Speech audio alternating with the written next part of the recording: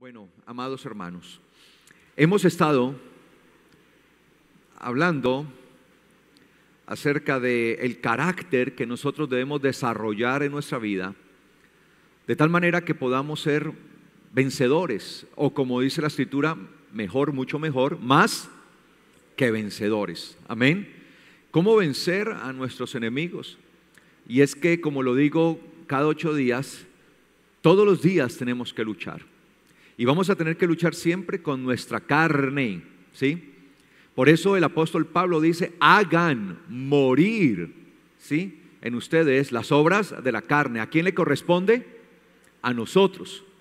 Sí, nosotros podemos rogar al Señor, rogamos por su Espíritu. ¿Qué le pedimos al Señor? Su Espíritu. La palabra dice que nosotros tenemos que pedir ¿qué? El Espíritu.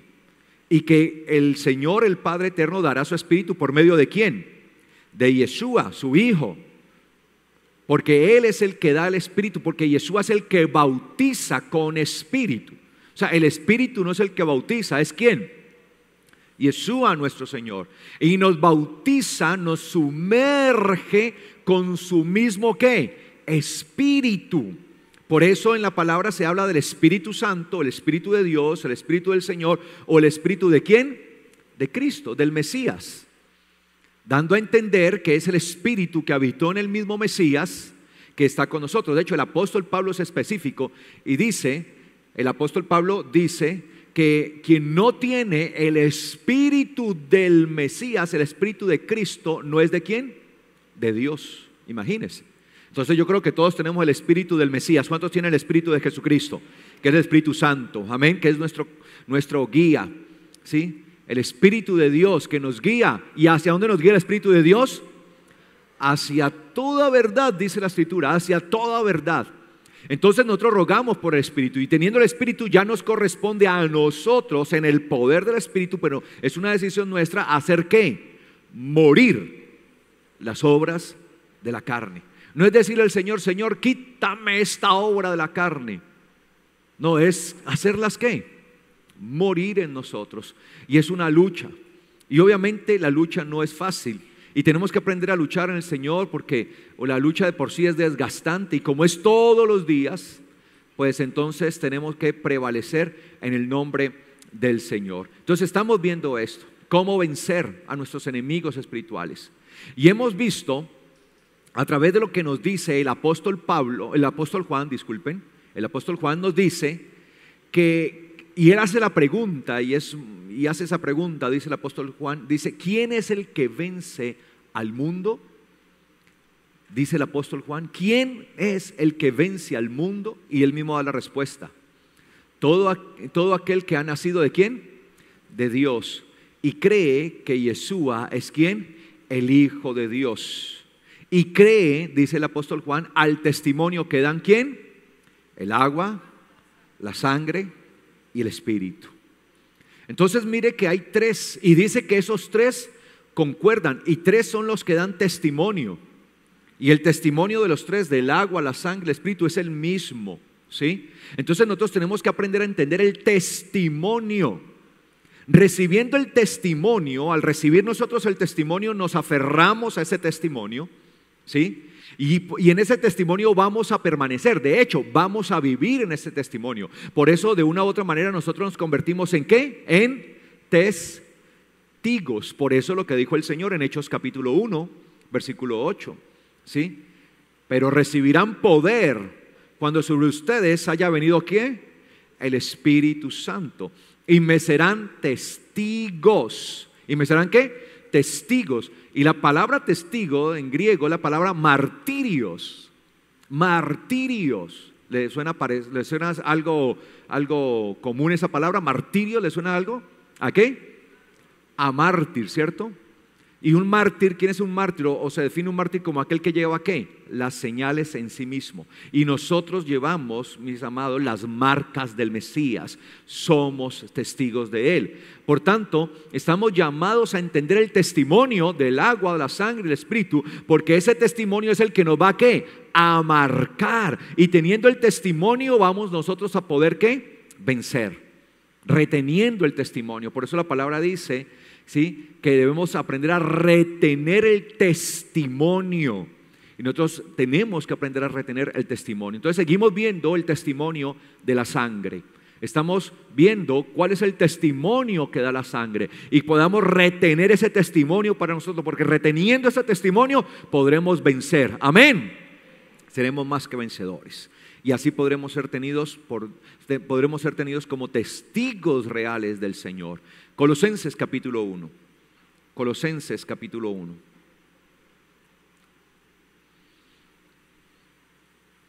Dice Colosenses capítulo 1.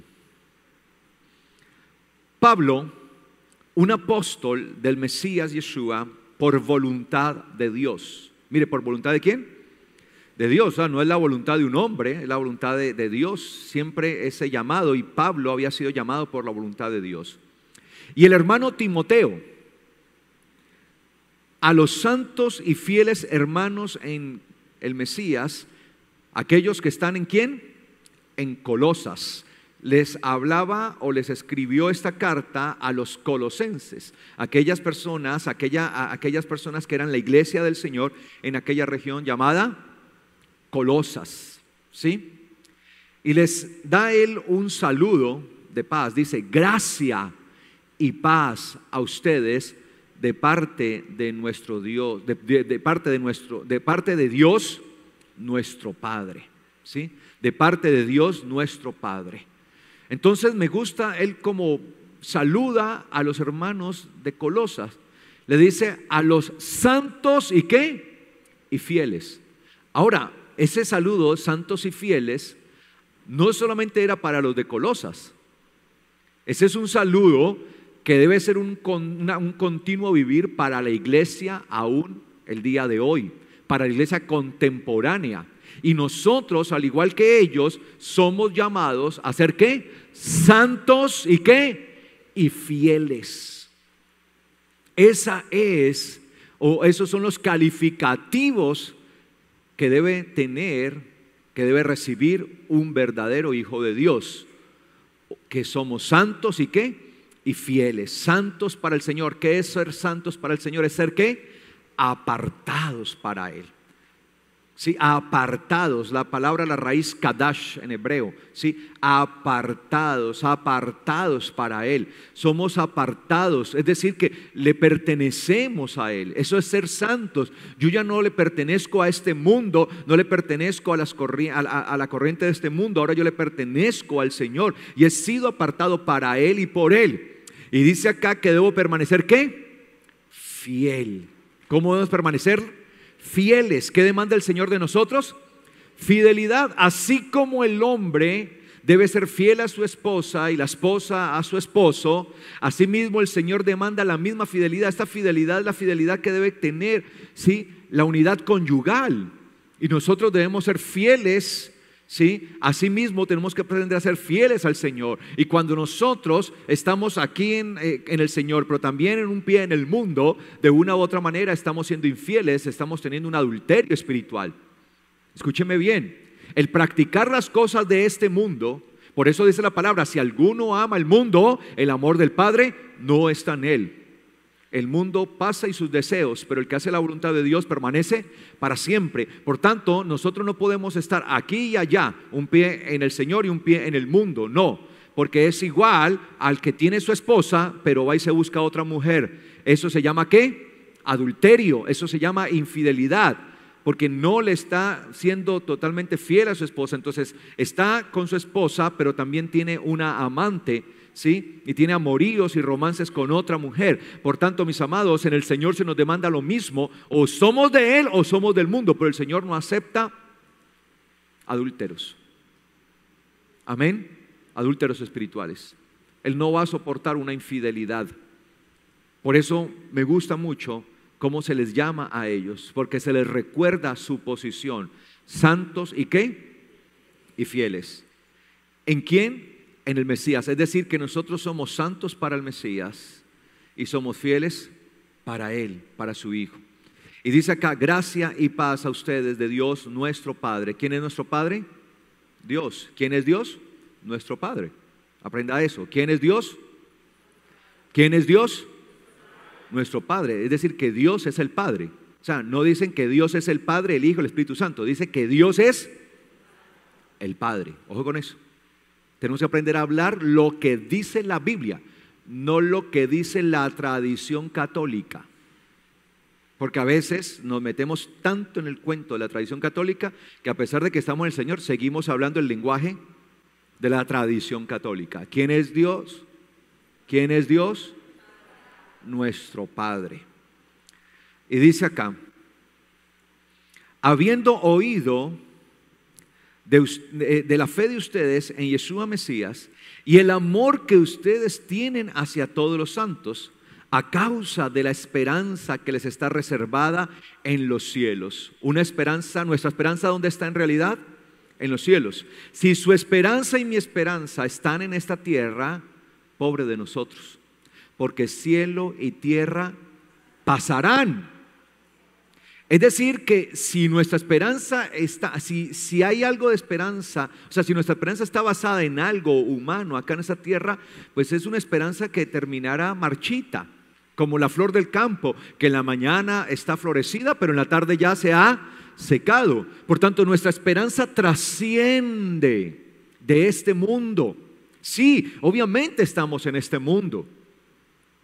Sí estamos en este mundo, no podemos pensar que actuar como si no perteneciéramos a este mundo, como si no estuviéramos en este mundo. Claro, incluso estamos tanto en este mundo que de una u otra manera sentimos las aflicciones de este mundo, y por eso el Señor advirtió: en el mundo tendrán ¿qué? Aflicciones, pero estén confiando porque yo he vencido al mundo. Y claro, mientras estemos en el mundo, tenemos que padecer de una u otra manera las aflicciones de este mundo, porque no podemos escapar de estas aflicciones. Sí, vamos a escapar del juicio de Dios, como dice la palabra, pero no de las aflicciones propias ¿de qué? De este mundo. Entonces vamos a tener que pasar por circunstancias familiares, económicas, de salud, y bueno, de ahí para allá las que usted quiera llamar. Pero nada de eso nos puede hacer perder ¿qué? La esperanza. De hecho, es una frase trillada y usted la escucha siempre. La esperanza, a ver, la esperanza es lo último que se pierde. Mire que usted mismo, sí, es tan trillada que la sabemos. Pero ¿en qué está basada nuestra esperanza? Nuestra esperanza, ¿en dónde está? ¿En dónde está reservada nuestra esperanza? ¿En dónde está la reserva de nuestra esperanza? En los cielos, no en esto. Gracias al Señor que está en los cielos. Si está en los cielos es porque es eterna, es porque no perece, ¿sí? Es perenne, no perece, por tanto no se va a marchitar, es inmarcesible. Entonces ahí tenemos nuestra esperanza. Entonces tenemos que aprender a cambiar de lugar. Aunque estamos en este mundo, nuestra esperanza ya debe estar en el reino de los cielos. Allá está. Y mire lo que dice la palabra: la esperanza que les está reservada en los cielos, la cual ustedes conocieron anticipadamente, desde antes, por medio de la palabra de la verdad, que es el Evangelio. ¿Sí? Por medio de esa palabra de la verdad, que es el Evangelio. Entonces, ¿qué es el Evangelio? La palabra de verdad, la palabra verdadera. Por eso cuando usted predica el Evangelio, está predicando la palabra de verdad, está predicando palabra verdadera. Eso es, y a eso hemos sido llamados, y primeramente tenemos que conocerla nosotros, porque ¿cómo vamos a predicar nosotros algo que no conocemos? Por eso Pablo les dice a ellos, ¿sí?, que ellos ya han conocido de esa esperanza, porque obviamente cuando nosotros leemos las escrituras, leemos la palabra verdadera, que es todo ese evangelio, porque el evangelio son las buenas nuevas, las buenas noticias, y esas buenas noticias, esas buenas nuevas, ¿en dónde están?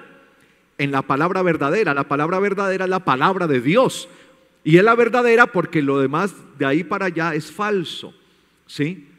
La palabra de Dios es verdad, como dice la palabra misma, la escritura dice: tu palabra es verdad, santifícanos en tu verdad. Tu palabra es verdad, lo dijo el Señor, santifícanos en tu verdad. ¿En qué nos santificamos? En la verdad. ¿Y qué es la verdad? La palabra de Dios. Y esa palabra de Dios son las buenas nuevas del evangelio. Esas buenas, porque la palabra siempre serán buenas nuevas para el que la atienda. La palabra de Dios siempre será buenas noticias, gratas noticias para aquel que la vive. Amén. para aquel que vive conforme a la palabra. Entonces nosotros debemos entender que hay que conocerla, y por eso dice, la cual ustedes conocieron desde antes. La palabra de la verdad, ¿sí?, que es el evangelio, ¿sí?, que son las buenas nuevas. La palabra son las buenas nuevas, las buenas noticias, el cual ha llegado a ustedes y a todo el mundo está llevando ¿qué? Fruto. Mire, el compromiso de nosotros como iglesia no es solo que la palabra que llegue a nosotros, sino que el propósito de la palabra es que llegue a nosotros. ¿Para qué? Para que sea llevada ¿a dónde? A todo el mundo.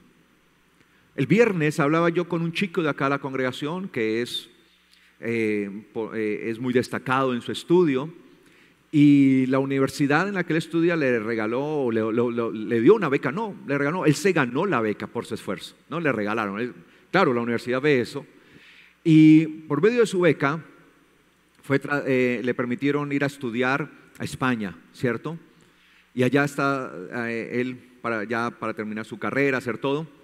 Y el Señor le ha abierto unas puertas tan tremendas que unas empresas allá se han interesado en él y le han propuesto que de una vez venga a trabajar, porque el chico pues es bien inteligente, gracias al Señor por esa dotación. Entonces él hablaba conmigo y me decía, pastor, es que la verdad pues yo pues quiero tomar la decisión y quiero aceptar esa bendición de irme para España, y aceptar esa bendición de lo que se me ha abierto, las puertas que se me ha abierto, y el empleo, el trabajo, de una vez me están abriendo las puertas y todo eso.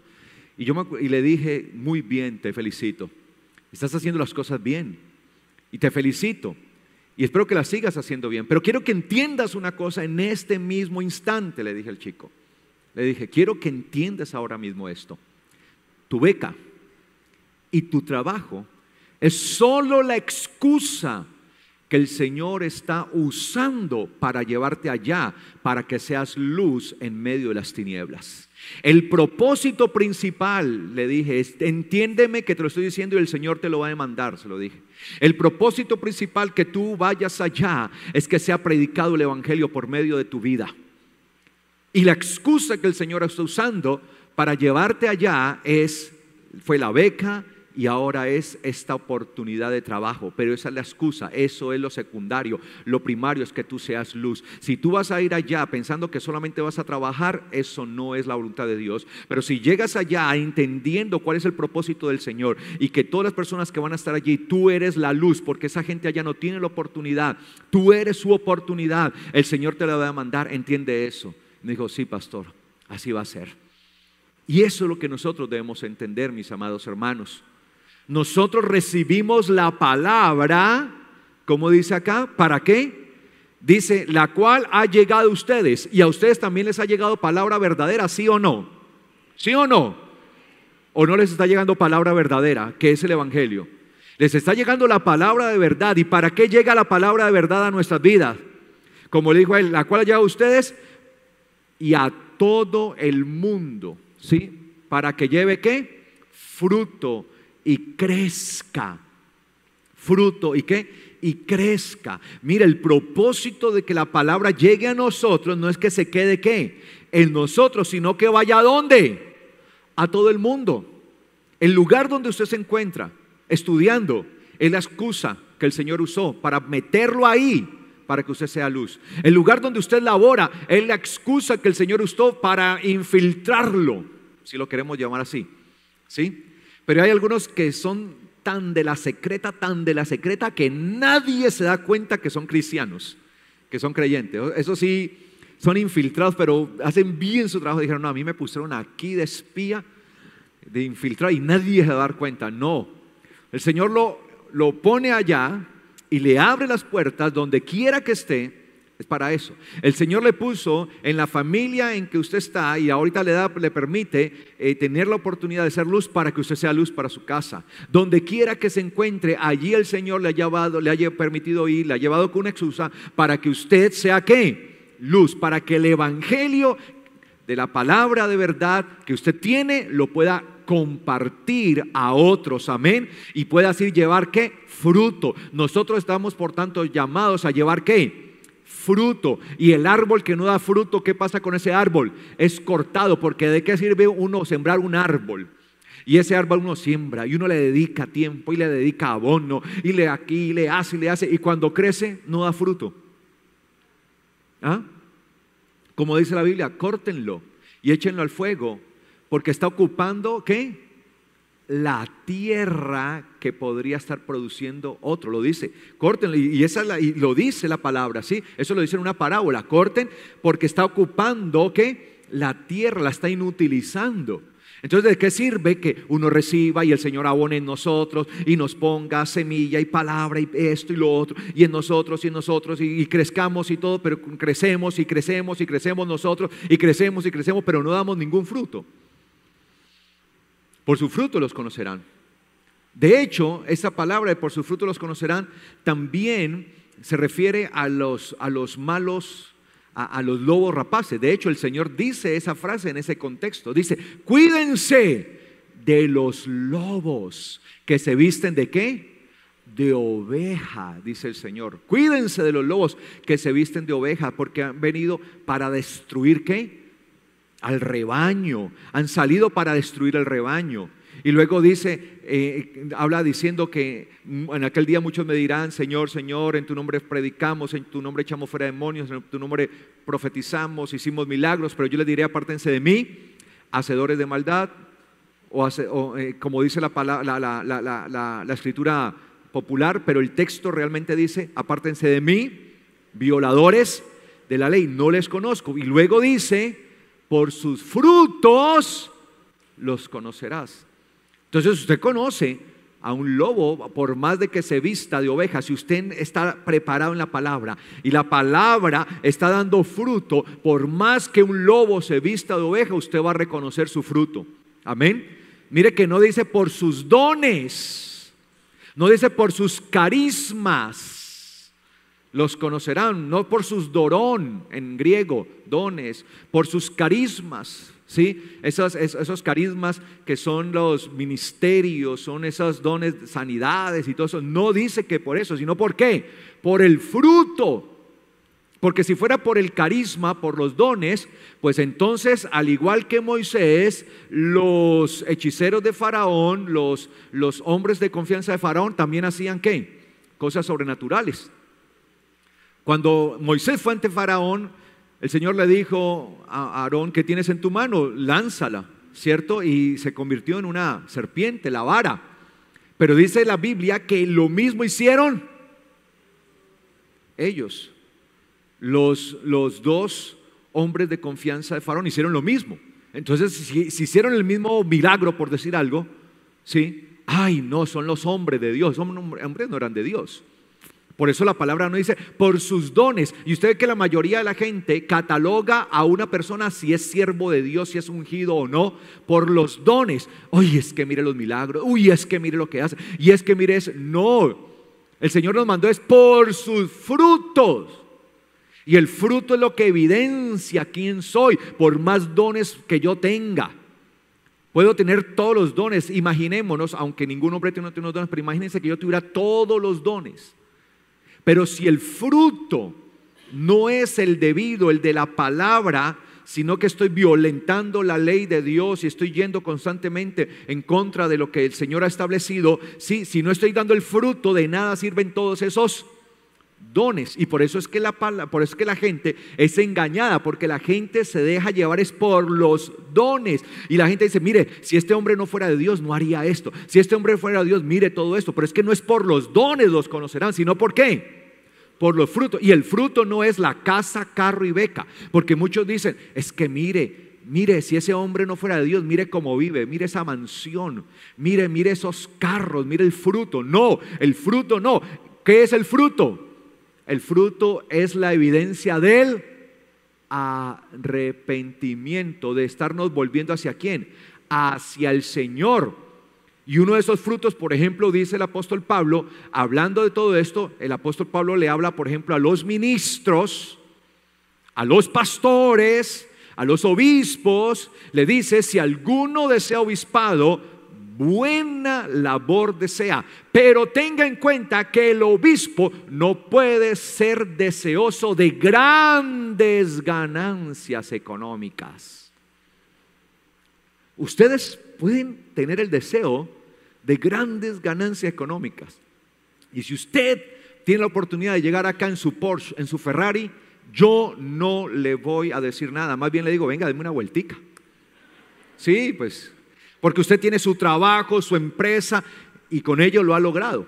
Pero el ministro no puede llegar a aspirar a eso, dice la palabra. Por eso, si alguien quiere ser un ministro del Señor, no puede aspirar a ese tipo de cosas. No puede aspirar a vivir como un actor de Hollywood, como un Cristiano Ronaldo, como un Messi, ¿sí? Como una estrella de Hollywood. No puede aspirar a eso. No es que uno tenga que vivir arrastrado, no, porque dice que debe vivir dignamente. Dignamente. No sé si me hago entender. Y usted ve por eso que esos no son los frutos. Entonces tenemos que entender que el fruto siempre está acorde a lo que dice ¿qué? La palabra de Dios. Entonces siempre que usted vaya a ver el fruto de alguien, ese fruto tiene que ser acorde a la palabra de Dios. Entonces sigue diciendo acá, está llevando fruto y creciendo como también en ustedes, desde el día que oyeron y conocieron plenamente la gracia de Dios en verdad. ¿Recuerden qué es la gracia? ¿Qué es la gracia? Es la paz que Yeshua ganó en sí mismo, en su muerte, en su sangre. Sí, ganó entre Dios y puso entre Dios y nosotros. Entre Dios y nosotros. Por eso ya no somos por naturaleza enemigos de Dios, ya no somos por naturaleza hijos de ira, como lo veíamos hace 8 días. Y sigue diciendo, según lo aprendieron de Epafras. ¿Sí? Entonces aquí hay un hombre que había estado enseñando. Mira, o sea, vemos a través de esta escritura que este hombre les había enseñado y enseñado y enseñado, y le enseñaba a la iglesia a que ahora vivían plenamente en la gracia de ¿quién? De Dios. Pero esa gracia se vive es ¿qué? En la verdad. Gracias a Dios por hombres que dedican su vida a predicar ¿qué? La verdad. Y el apóstol Pablo reconoce que el hermano Epafras había hecho esta labor, ¿sí? Y dice acá, nuestro consiervo amado. Y por eso Pablo ¿qué? Lo amaba, porque enseñaba de acuerdo a ¿qué? A la verdad, quien es fiel ministro del Mesías para ustedes. Es decir, que este hombre era el que estaba al frente de la iglesia ¿de qué? De Colosas. ¿Sí?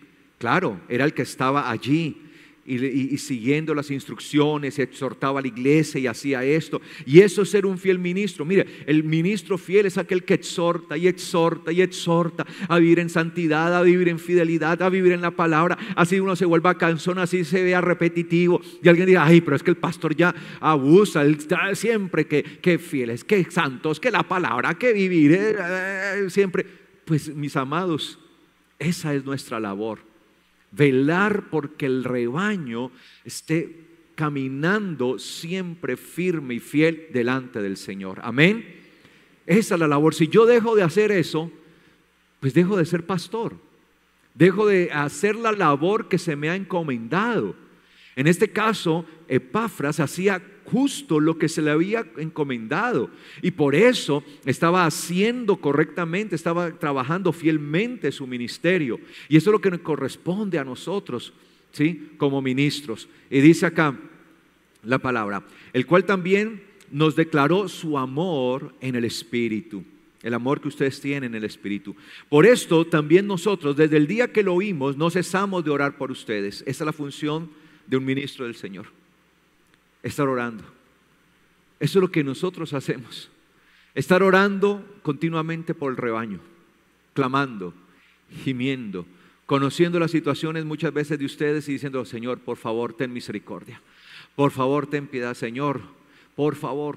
Eso es orar, orar en todo momento, ¿sí? Y dice acá, no cesamos de orar por ustedes y pedir que sean llenos. Ahora, ¿cuál es mi petición? Siempre por ustedes, la misma que está en la palabra.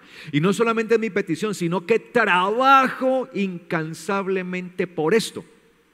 Si ustedes ven, y ustedes me pueden decir si soy mentiroso o si lo que yo predico no es acorde a lo que dice la palabra, o si lo que hago más bien no es acorde a lo que dice la palabra. Mire que el apóstol Pablo oraba incesantemente por ellos, pidiendo una cosa, que fueran ¿qué? Llenos del pleno conocimiento de su voluntad. ¿Llenos de qué? Del pleno ¿qué? Conocimiento. Si hay algo aquí por lo que nosotros propendemos, ¿es por qué? Por el conocimiento del Señor, ¿sí? El conocimiento de su palabra. ¿Dónde está su voluntad? Pues en su palabra. El conocimiento, el conocimiento. Por eso Pablo, esta era la exhortación que él le hacía a todos los ministros que estaban allí. Y esta es la exhortación que los ministros propiamente hacían a la iglesia. No solamente uno ora, Padre, que sean llenos por favor del conocimiento tuyo, sino que obviamente nuestra labor es ¿qué? Impartir ese ¿qué? Conocimiento continuamente, continuamente. No nos podemos cansar. Como dicen aquí en Colombia, el que se cansa, pierde. Por tanto, no podemos cansarnos. Por eso dice que es de manera incesante, ¿sí? Pedir que sean llenos del pleno conocimiento de su voluntad. Y nosotros, cuando nosotros tenemos el pleno conocimiento de su voluntad, ¿sí? Entonces llegamos a tener toda sabiduría y ¿qué? E inteligencia espiritual. Ojo con eso. Mire la importancia del conocimiento de la verdad. Estamos viendo del desarrollo del carácter de un creyente, ¿sí? Para permanecer fiel y pueda vencer.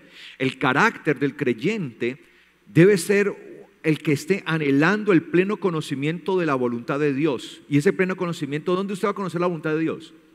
¿En dónde? En su palabra. Y cuando usted llega a ese pleno conocimiento, ¿sí? Total conocimiento de su palabra, usted es preparado en toda, no en cualquiera, no en una parte, en toda sabiduría e inteligencia espiritual, ¿sí? Ojo con eso. Esa palabra sabiduría que tenemos allí, ¿sí? Esa palabra griega es la palabra Sofía, ¿no? Pues yo creo que la mayoría de las veces nosotros hemos escuchado esta palabra, ¿cierto? Sofía, ¿sí? De hecho es un nombre, ¿sí? La palabra Sofía, que es la palabra sabiduría. La sabiduría, ¿pero qué es la sabiduría bíblica? Ya como tal, la Sofía bíblica. La sabiduría se define como esto. Escuche bien, la facultad que tiene una persona para actuar con sensatez, prudencia o acierto. Es la facultad que tiene la persona para actuar con sensatez, prudencia o acierto. Para que se vuelva una persona ¿qué? Asertiva, ¿sí?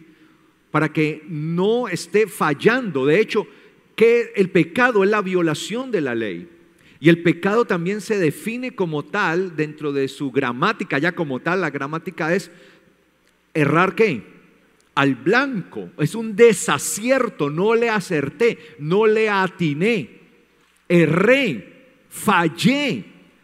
Eso es el pecado. Y en cambio la sabiduría lo que nos permite es ser certeros, ¿sí? Tener la prudencia que se requiere ante cualquier circunstancia de nuestra vida. Entonces la sabiduría es esa facultad que nos permite actuar con total sensatez, con total prudencia, siendo totalmente certeros, ¿sí? Certeros, que no fallemos al blanco, que no erremos. Y sí que se requiere sabiduría en este tiempo. Sobre todo en este tiempo. No estoy diciendo que antes no se requería sabiduría, pero en ese tiempo requerimos sabiduría. Y esa sabiduría no es la sabiduría humana, como dice la misma escritura, sino que es una sabiduría, como dice la escritura, que viene de ¿dónde? Que desciende de ¿dónde? De lo alto. La sabiduría que viene de lo alto, que es la sabiduría divina, la sabiduría que hay en la palabra. Por tanto, cuando usted se llena de la palabra y se llena de ese conocimiento, usted va a poder vivir conforme a la voluntad de Dios, porque se vuelve una persona ¿qué? Sabia y entendida. Por eso el Señor le dijo a Israel: le advirtió y le dijo, busquémoslo, para que usted mismo lo vea allí en su Biblia. Deuteronomio.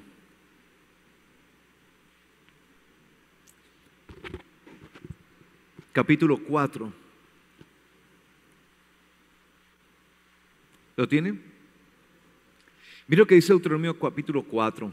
Dice, ahora pues, oye Israel, las leyes y decretos que yo te enseño, a fin de que los observes, para que vivas y entres a tomar posesión de la tierra que Yahweh, el Dios de tus padres, te da.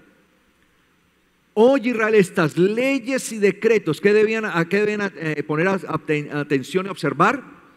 Las leyes y ¿qué? Y los decretos del Señor, que son sus mandamientos, ¿sí? Son sus mandamientos. Dice el versículo 2, no añadirán a la palabra que yo les he ordenado, ni le quitarán. Mire la observación, no le añadirán ni le quitarán, para que guarden ¿qué? Los mandamientos de Yahweh su Dios que yo les ordeno. ¿Para que guarden qué? Los mandamientos de Yahweh su Dios. No son los mandamientos de Moisés, como muchos le llaman, no, la ley de Moisés. No, la ley dada a través de Moisés. No es de Moisés, él no fue el inventor. Él no fue el que dijo, ve, yo me inventé esto y les voy a dejar esto. No, él no fue el artífice. Son de Yahweh, del eterno Dios. Dice acá, sus mismos ojos vieron lo que Yahweh hizo en lo tocante a Baal Peor, como Yahweh, tu Dios, destruyó ante ti todo hombre que había ido tras el Baal de Peor, ¿sí? Se fueron detrás de los Baales, recuerden, eso le pasó a Israel desde un inicio, desde que salieron a la tierra de Egipto, ya estaban haciendo ¿qué? Baales, imágenes. Y dice acá, en cambio ustedes que se aferran a Yahweh su Dios. No sé cómo diga su Biblia, dice su Biblia, ¿cómo dice su Biblia? ¿Sé qué? A ver, que siguen, ajá. Bueno, hay la palabra hebrea, en realidad la palabra davek, ¿sí? Davek significa apegarse a algo, ¿no? Como que algo cuando se adhiere, se pega, ¿sí? Pegajoso, algo que se pega o queda unido, ¿sí? Por eso yo lo traduzco de esa manera. ¿Ok? ¿Sí? En cambio ustedes que se aferran, se adhieren, que están adheridos, pegados, unidos a Yahweh su Dios, están hoy todos vivos. Miren, les he enseñado estas leyes y decretos conforme me enseñó Yahweh mi Dios. ¿Sí ve? Que no fue él, Moisés, sino ¿quién? El eterno Dios, para que hagan así en medio de la tierra donde van a entrar para poseerla. Obsérvenlos y practíquenlos. Pues estos mandamientos son ¿qué? Su sabiduría y ¿qué? Y su inteligencia a la vista de todas las naciones, las cuales tendrán noticias de estas leyes y dirán, en verdad, esta es una nación grande, un pueblo sabio e inteligente. ¿Pero por qué? Mire que dice, tendrán noticias de estas ¿qué? Leyes. No tendrán noticias de ustedes como tal, meramente como pueblo, sino de estas ¿qué? Leyes. Y dirán, esta sí es una nación grande, nación sabia e inteligente. Ojo con eso. Entonces nosotros estamos llamados a tener esa sabiduría, esa inteligencia que proviene a través de la palabra, y así le fue dicho a Israel desde un principio. Entonces en los mandamientos tenemos el pleno conocimiento de Dios, y cuando tenemos el pleno conocimiento de Él, desarrollamos ¿qué? Sabiduría, y en esa sabiduría vamos a tener la facultad, es una facultad, estamos facultados para actuar. Nuestro actuar va a ser totalmente sensato, ¿sí? Va a ser con certeza, ¿sí? No vamos a fallar al blanco. no vamos a fallar. Entonces vamos a tener esa bendición de tener la prudencia, la sensatez. Entonces es lo que dice allí en Colosenses, ¿sí? Entonces, para que estén plenos del conocimiento de su voluntad en toda, ¿sí? O con toda, más bien, con toda sabiduría e inteligencia espiritual. Mire lo que dice inteligencia espiritual, porque no se trata, porque ¿qué es la inteligencia? La inteligencia es la capacidad para procesar la información a fin de poder el ser humano formarse una idea acerca de la realidad. Eso es lo que se denomina inteligencia, la capacidad de procesar ¿qué? La información. Usted y yo estamos recibiendo información continuamente. De hecho, todo está formado a través de ¿qué? De la información. Nuestro cuerpo es información, esto es información, todo esto, todo está, el universo es un gran cúmulo de ¿qué? De información. Usted y yo somos información en realidad. ¿Sí? Somos información. Usted, claro, usted, pero ¿cómo así? Yo veo casi cada cosa de esta, ¿sí? Cada átomo que forma la realidad es información. Formación que el Señor ha puesto, ¿sí? Él está poniendo toda esa información. Por eso tenemos una capacidad, nos ha dado la inteligencia, que es la capacidad para procesar la información que recibimos, a fin de podernos formar una idea acerca de ¿qué? De la realidad. Ahora, si procesamos esa información de manera equivocada, nuestra realidad va a ser ¿qué? Equivocada. ¿Sí me hago entender? Va a ser equivocada. Nuestra realidad va a ser equivocada. Entonces distorsionamos muchas veces la información porque no tenemos la capacidad para procesarla. Pero la Biblia habla de la inteligencia ¿qué? Espiritual. Es decir, que no solamente estamos llamados a procesar la información de este mundo en el que nos movemos, sino que tenemos que tener la capacidad de procesar la información superior, la información espiritual, la información divina. Entonces mire que ese es el trabajo que nos corresponde a nosotros. Por eso el apóstol dice inteligencia espiritual. ¿En cuántas Biblias aparece traducido la palabra como inteligencia? ¿Sí aparece allí como inteligencia? Es que creo que algunas Biblias traducen como discernimiento. ¿En cuántas dice inteligencia? Levante la mano. Sí, esa es la palabra correcta, ¿no? Que es la palabra griega sínesis, inteligencia en griego. Porque la palabra, algunas Biblias he visto que traducen como discernimiento. Pues no es que se equivocaron y que por eso ya hay que desechar esas Biblias. No, pero es que la palabra discernimiento en griego en realidad es diácrisis. Sí, en griego, diácrisis. Es discernimiento. Y la palabra en la misma escritura se usa esa palabra de tener discernimiento. Obviamente el discernimiento se entiende como la facultad de poder separar lo bueno de lo malo. Hoy no, hoy el mundo ve en tonos grises. En cambio, el discernimiento es poder ver en negro y en blanco. ¿Sí? Es esa capacidad. Y nosotros tenemos que tener entonces la inteligencia. Entonces esa inteligencia nos permite a nosotros procesar la información. Vivimos en un mundo que no procesa correctamente la información.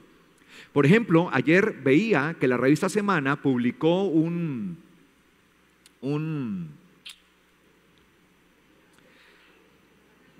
artículo, gracias, se me olvidan las palabras, un artículo que hablaba de un niño que a muy corta edad decidió cambiar de sexo y sus padres, en vez de ayudarle a procesar correctamente la información, lo que hicieron fue apoyarle en eso.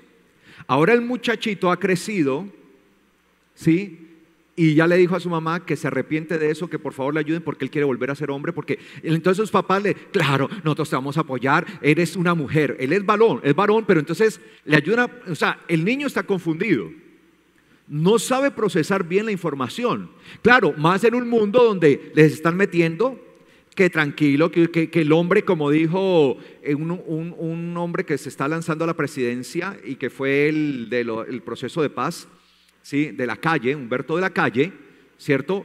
Humberto de la Calle explicó de manera fenomenal el criterio satánico, ¿sí? Porque ese es el criterio satánico el que él explicó y con el cual él está de acuerdo, como lo dijo él, y lo pueden ustedes ver, él dijo, no se nace hombre, se llega a serlo. No se nace mujer, se llega a serlo. ¿Sí? Eso va en contra de la naturaleza. ¿Sí? Si vamos a hablar de que se está haciendo, hacia las personas se les está haciendo a un lado, se les está discriminando, ¿sí? En realidad no somos nosotros que discriminamos, sería la misma naturaleza, porque la naturaleza fue que lo trajo así. O sea, naturalmente, si vamos así, o sea, naturalmente. Entonces, este niño, claro, le empezaron a poner sus hormonas, y empezaron a hacerle los senos al varoncito. Claro, por la acción de las hormonas. Están interviniendo el cuerpo, le están metiendo una cantidad de hormonas, están haciendo algo que es contra naturaleza. Y el niño ya empezó a sentirse mal, pero él mismo. Entonces ya le pidió ayudas a sus padres, que no tuvieron la capacidad de ayudarlo en ese momento. No, yo quiero ser hombre, yo quiero ser varón. Ahora, le han infiltrado todas esas hormonas, ¿ustedes imaginan ahora toda esa desintoxicación? Es que esto es igual, mis amados, es como que el borracho viene a donde mí me dice, por favor, pastor, ayúdeme. O bueno, va donde usted, el borracho va a su familia, no donde mí, va a la familia. El alcohólico tiene un problema severo de alcoholismo. Por favor, ayúdenme, ¿sí? Mire, tengo ese problema de alcoholismo. Ay, sí, claro, nosotros te apoyamos, tenga un aguardiente. O sea, esa sería la forma de ayudar al alcohólico, ofreciéndole una garrafa de aguardiente. No, tiene una situación que él debe, entonces vamos a ayudarle a que salga de eso, ¿sí? Asimismo, el que cae en las drogas, pues va a pedir ayuda y no le vamos a ayudar antes enfatizándole su consumo. Ay, no, tranquilo, nosotros te entendemos como familia, te amamos, no, tú eres libre y no, mire, tenga este cachito de marihuana, antes, vea, nosotros le vamos a apoyar. No. Lo mismo con los niños.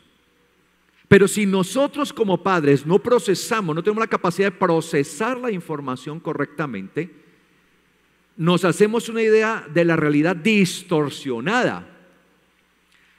Y como tenemos una idea distorsionada de la realidad de que no se nace hombre, se llega a serlo, no se nace mujer, se llega a serlo, en vez de ayudar a nuestros hijos, lo que hacemos es enfatizar en ellos el error.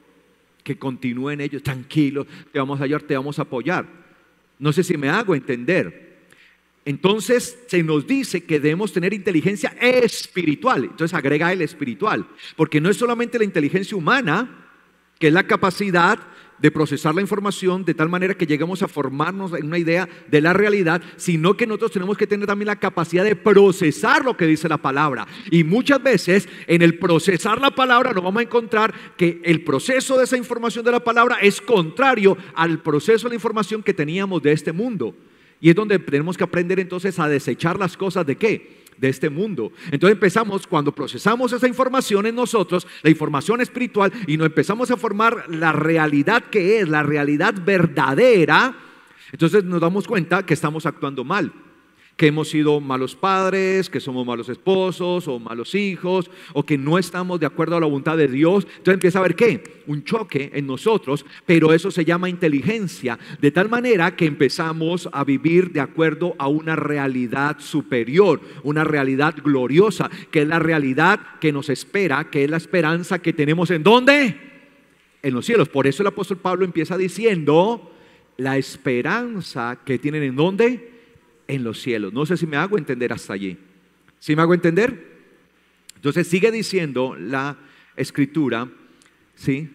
Allí en donde estamos, en el versículo 9 dice, no cesamos de orar para que sean llenos del pleno ¿qué?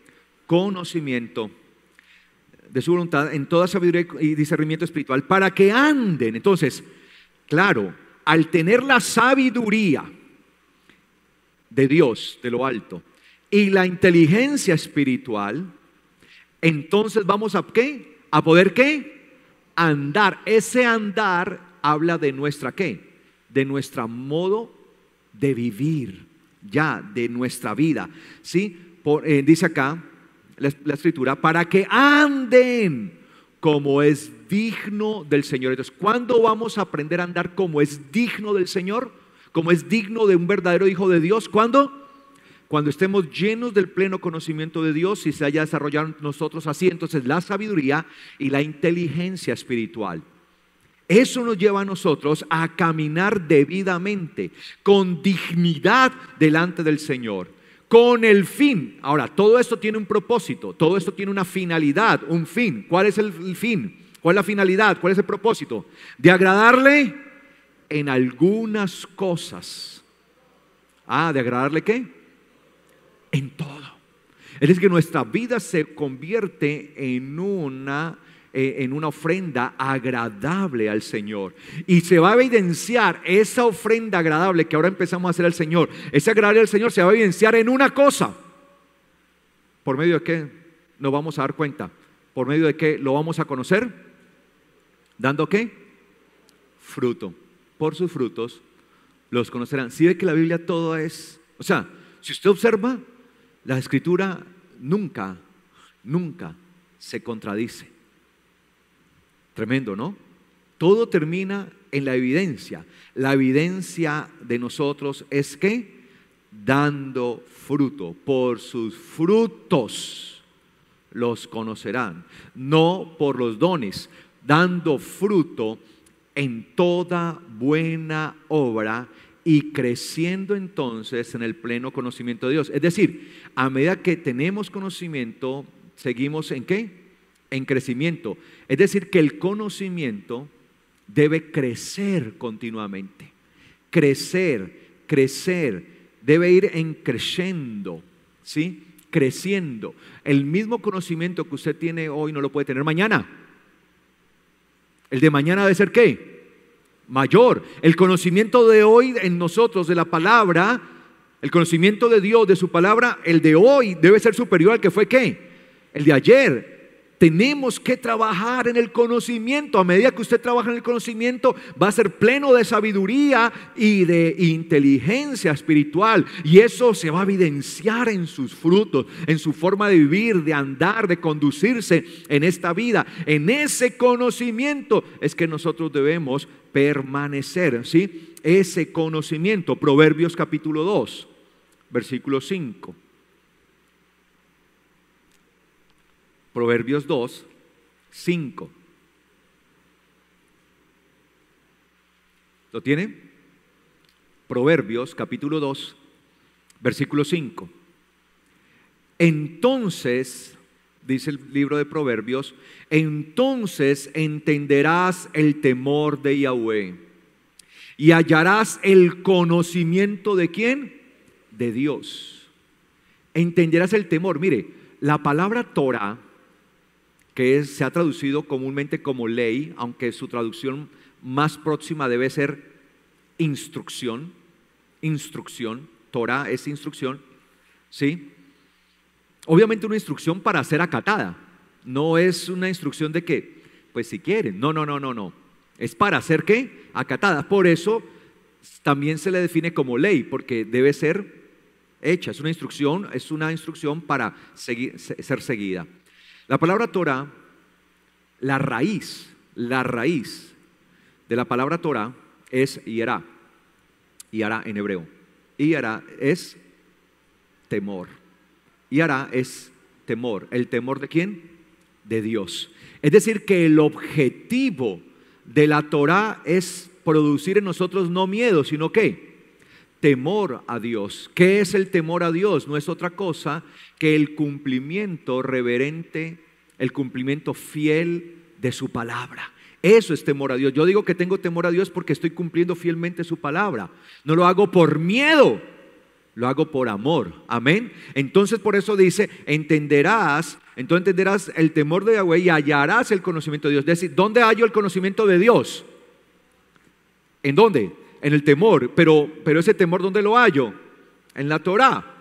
Porque Yahweh, ojo, da la sabiduría y de su boca procede el conocimiento y ¿qué? Y la inteligencia. Tremendo, ¿no? De su boca procede el conocimiento y la inteligencia. Ahora, esto lo entendemos mejor cuando leemos Proverbios 2:1 y 2:2, arriba, el versículo 1 y el versículo 2. Miren lo que dice el proverbista: hijo mío, si aceptas mis palabras y guardas mis mandamientos dentro de ti, ¿guardas qué? Mis mandamientos dentro de ti, haciendo atento tu oído a la sabiduría, jochma en hebreo, ¿sí? Jochma. E inclinando tu corazón a la inteligencia, tevuná, ¿sí? Tevuná. Y ya entendimos que era sabiduría y entendimos que era inteligencia. Entonces mire que el Señor nos llama a desarrollar un carácter fuerte como hijos de Dios. Y cuando hablo de carácter fuerte estoy usando la palabra correctamente. Hay gente que usa la palabra incorrectamente.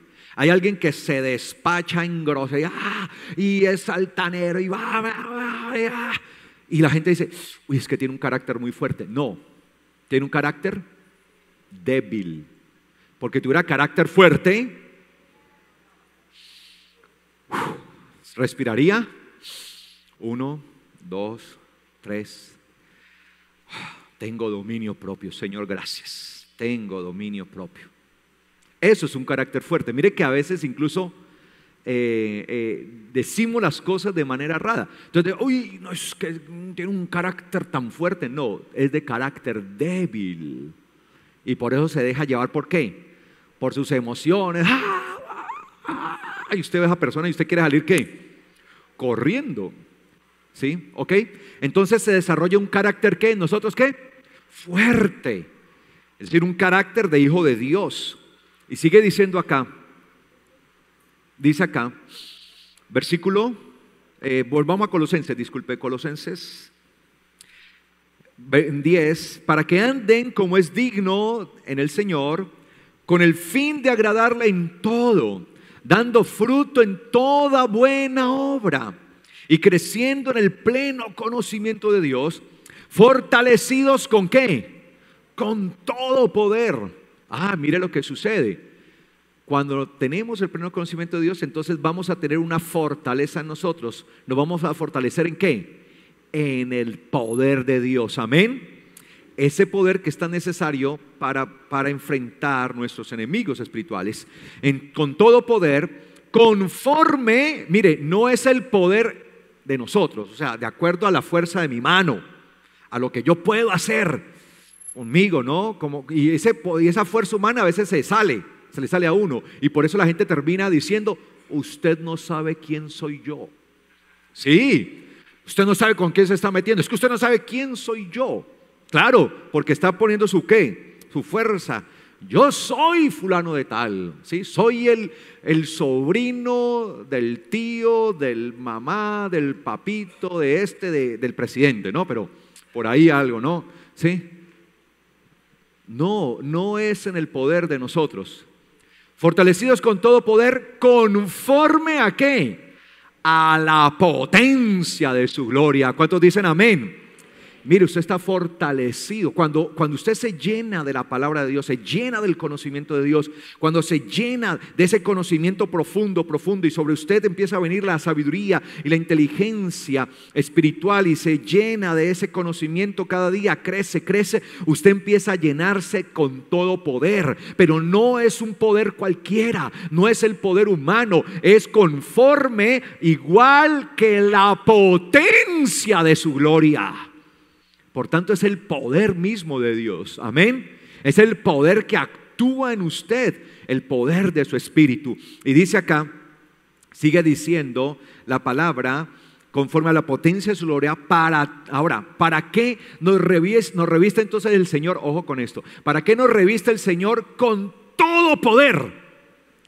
Para ordenar, por ejemplo, como usted y yo tenemos todo poder, entonces, uy Señor, como le dijeron un día a los discípulos al Señor, se cansaron de ver esa multitud tan arrogante, tan altiva. ¿Y qué le dijeron los discípulos? ¿Qué le pidieron al Señor? ¿Qué dijeron? Señor, permítenos orar para que descienda fuego y los consuma. Para eso es el poder, ¿cierto? ¿Cierto? No, es que la Biblia dice que yo tengo todo poder y toda potencia. Entonces, como estoy lleno de todo poder, Señor, ahora, Señor, sí, ilumínalo o elimínalo, Señor. ¿Te lo llevas tú o te lo mando? No, no, no, no. Sí, no, no es así. ¿Sí? No es así, Señor. ¿Sí? No, no es de esa manera. El poder no es para mostrarnos nosotros. El poder no es para mostrar lo que hacemos. El poder no es para vanagloriarnos nosotros, sino ¿para qué? Para que tengamos todo poder, en toda potencia. ¿Para qué? Para toda paciencia. ¿Y qué? ¿Qué dice su Biblia? Y resistencia. Bueno, yo escucho que algunos dicen longanimidad, ¿sí? No vaya a pensar que no tiene que ver con longaniza, no. Longanimidad sencillamente significa resistencia, es la capacidad de resistencia, ¿sí?, que tiene una persona. Eso es sí, porque hay unas Biblias que traducen, no sé cuál es la que traduce así, ¿la Reina Valera? ¿Sí? Venga, yo la busco. Ah, sí, longanimidad, ¿sí? De pronto es una palabra, es correcta, significa resistencia, ¿no? Es una palabra. De hecho, la palabra griega que aparece allí, me gusta mucho, ¿sí?, es la palabra macrothymia, ¿sí? Macrothymia, en griego, macrothymia, es griega, ¿no? ¿Sí? Hay una Y ahí, por eso se escucha así, macrothymia, ¿ok? Entonces, esa palabra, macrothymia, pues obviamente tiene que ver con, primero, macro significa ¿qué? ¿Algo qué? Grande, grande. Pero la palabra thymos en griego, o sea, es macrothymia, ¿no? Macro, una, y la otra raíz es la palabra thymos. Thymos. Thymos en griego literalmente significa pasión. Pero también significa, thymia es, a ver, ¿cómo les explico? Cuando uno respira fuerte para coger fuerza para seguir ¿qué? El camino. Es decir, es la respiración que usted hace. Por ejemplo, usted está trotando y usted empieza, pero ¿por qué no quiere qué? Parar. No sé si usted ha hecho alguna vez ejercicio, pero usted se pone una meta, pero resulta que ya el cuerpo empieza, pero usted quiere ¿qué?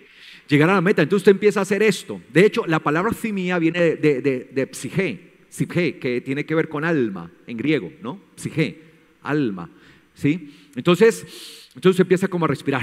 No, vamos. Y usted respira hondo y hágale, porque tiene que meter aire a los pulmones, porque todavía ¿qué? Le falta. Y usted no quiere dejar de cumplir porque es su meta. Si usted para, se va a sentir ¿qué? Frustrado. Entonces usted quiere conseguir, entonces usted empieza. Eso es. Entonces usted le está metiendo lo que decimos ahí, le está metiendo ¿qué? Pasión. ¿Cierto? O sea, usted ya está haciendo las cosas, ¿sabes qué? Con pasión. Ya le está metiendo el alma. Por eso dicen, le está metiendo ¿qué? El alma. Porque ya con las últimas fuerzas le están viendo oxígeno a su cuerpo, a su sangre, que su sangre oxigene. Pero quiero llegar. Eso es thymia. Y esa es la expresión que usa el apóstol. Y lo más tremendo es que thymia significa eso, pasión, meterle el alma. Y lo más tremendo es que el apóstol le antepone macro, grande. O sea, como quien dice, más pasión a la pasión. En pocas palabras, eso significa una perseverancia, una resistencia total. Para eso el Señor nos llena de su poder y de su potencia, para que seamos ¿qué? Pacientes y aprendamos a tener ¿qué? La resistencia, como dice el versículo 12, con gozo, dando gracias al Padre que los hizo aptos para participar de la herencia de los santos en la luz, quien nos rescató de las potestades de las tinieblas y nos trasladó al reino de su Hijo, al reino del Hijo de su amor, ¿sí? O de su Hijo amado, dice en realidad allí, en quien tenemos ¿qué? Redención. ¿Por qué? Por su sangre, y el perdón de pecados. Mira el testimonio de la sangre. Y eso que no termina el testimonio de la sangre, porque esto continúa y lo vamos a seguir viendo. Entonces el testimonio, mira que el testimonio de la sangre no es cualquier cosa. Entonces el testimonio de la sangre es perseverar. El testimonio de la sangre es ser paciente. El testimonio de la sangre es resistir. ¿Y cómo va a ser paciente y cómo va a resistir? Llenándonos ¿de qué? De conocimiento. Y ese conocimiento nos va a dotar a nosotros ¿de qué? De sabiduría, de inteligencia espiritual, para que aprendamos a ser aguantadores. Y no que con cualquier cosita ya nos desanimemos, porque ese fue el testimonio de Yeshua. Porque si él no hubiera tenido ese testimonio de resistencia, de aguante, de paciencia, no hubiera llegado nunca a la cruz. Porque hasta lo último le dijo: Padre, si te es posible, pasa de mí esta copa, pero que no se haga mi voluntad sino la tuya. Resistencia, paciencia. Y ese es el testimonio de la sangre en Yeshua, y debe ser el testimonio ¿en quién? En nosotros.